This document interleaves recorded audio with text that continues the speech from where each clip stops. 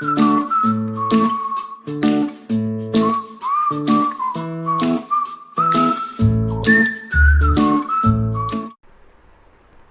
guys, welcome to this new episode of Control All Tech. So we're gonna start with our topic 1.3, transactions with ACID properties or acid properties. So with transaction, the first thing that comes to our mind is the bank transactions, and we transfer money from some account to some other one, right? So we'll take a similar example to understand the concept of transactions. So let's say this is our account A1 and this is our account A2, and account A1 has 100 rupees and A2 has rupees 50. Now the problem we have is that we have to transfer rupees 50 from A1 to A2. So the problem is to transfer rupees 50 from A1 to A2, right? So what will be the possible steps to transfer money from this account to this account? So there are some basic steps.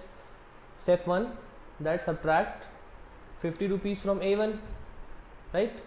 And step 2 is add 50 rupees to A2. It's that simple, right? You subtract 50 from this and add 50 to this. That means we have transferred 50 rupees from A1 to A2, right?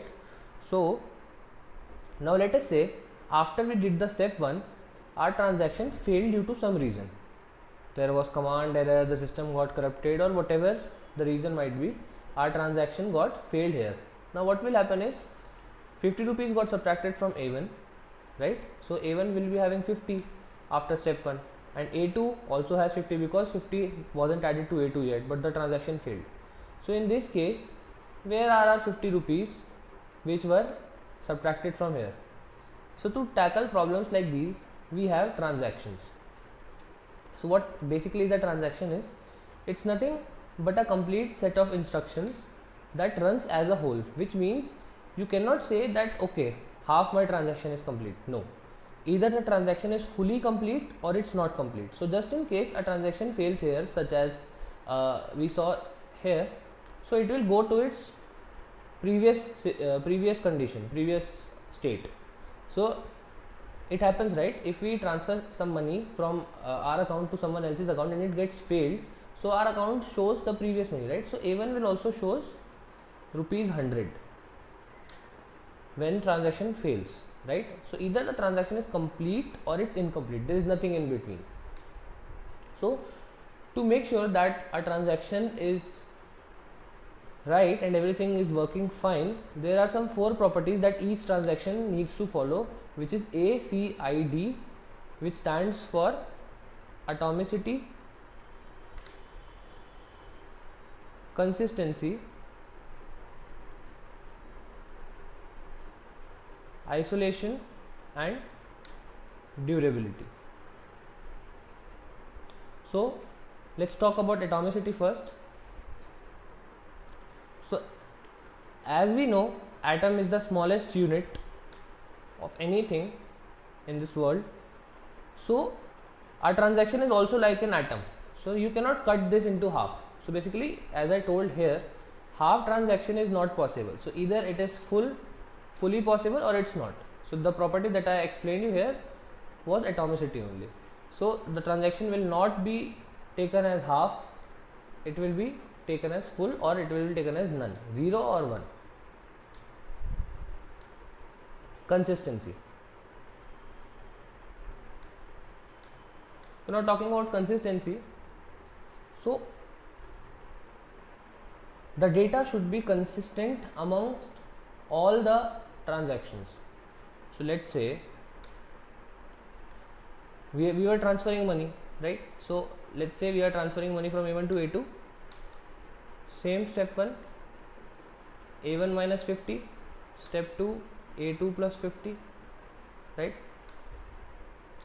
So here the transaction is not even completed. Let's say after this step 1, there is someone who wants to read account balance. It can be possible, right?